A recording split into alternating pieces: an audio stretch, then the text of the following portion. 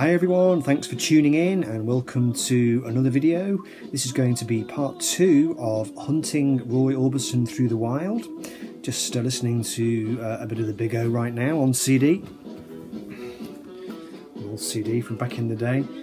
So yeah, I've done a few instalments now of this series called Hunting X Through the Wild. I've done one on Harry Nielsen, done one on Roy Orbison, done one on Graham Parker, but this is the first time that I've gone back and done a part 2. So just to recap on what the idea of this is, it's that thing where you accidentally start to collect somebody, or sort of accidentally. I mean, you know, clearly you have to have some kind of interest in that artist, but you don't consciously go into it thinking that you're going to amass a collection. You just, you know, you find one record, then you find another one, and then you start going, oh, this person's records or this band's records don't seem to be too hard to find, or they seem to be popping up. So you sort of keep doing it, and before you know where you are, you're interested in the idea of how far can you take this, you know, how many records can you actually find. Now with Roy, this one kind of crept up on me a little bit because a couple of months ago I was lucky enough to find, the first one I found was this one. This is In Dreams on Monument, and I found this one in my local Bernardo's store up on the wall at a good price, and the condition wasn't marvellous, but it was okay. And then within a couple of days or within a week, I'd also found this one, Lonely in Blue, which is actually in fairly good condition. So that was also in London. That's when I decided, okay, well this seems to be viable, because I never thought it was. I always thought Roy's albums, his original albums, would be too hard to come by, you know, in good condition. But hey presto, I have found another one, and that's why I'm back for part 2. So far this is how the collection is shaping up. Got this one, got this one. I'd already got this one. This is his classic comeback album, Mystery Girl, from 1980, was it 88 or 89? 89.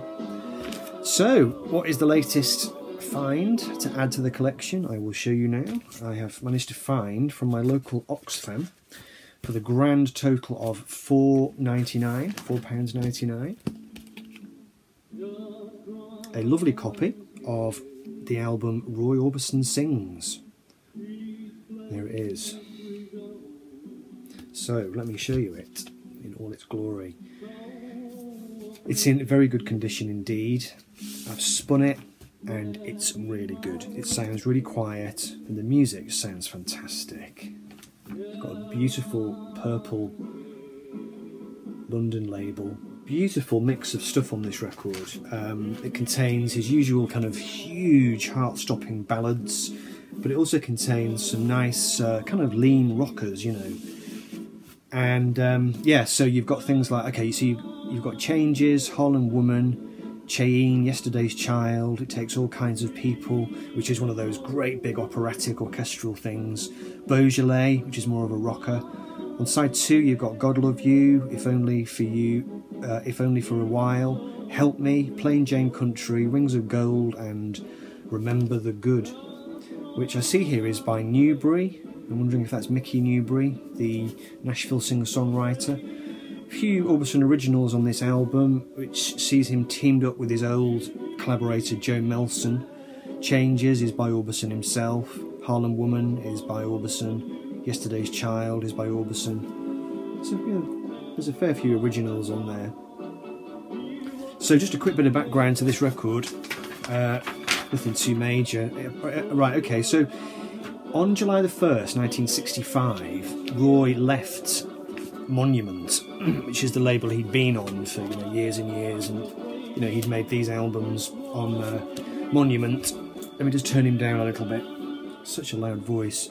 Yeah, so he left Monument on the 1st of July 1965, and he signed to the label MGM.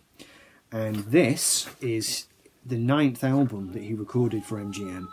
His 16th album altogether, but the 9th on MGM. It was released in May 1972, although the recording had actually started as far back as 1969.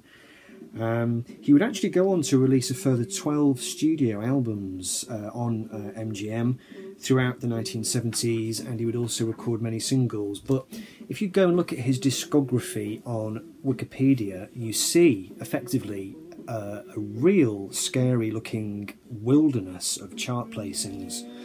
Because the sad truth is that by the time we got to this point in Roy's career, commercially he had completely bombed. His records were not selling anymore.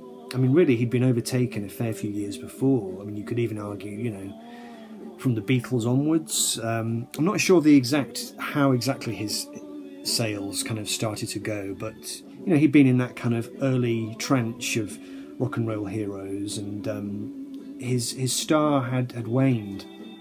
He always maintained a very kind of loyal core audience all the way through those kind of lean years, but he was pretty much reduced to playing kind of, you know, cabaret bars and just country fairs and bars and so on.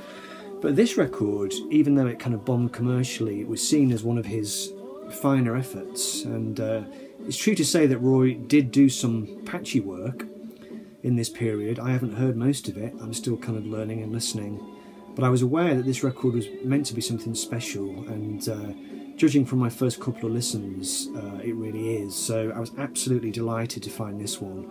Roy Orbison Sings, found in a Goodwill store in my hometown, and yeah, so the search goes on. Hunting Roy Orbison Through the Wild.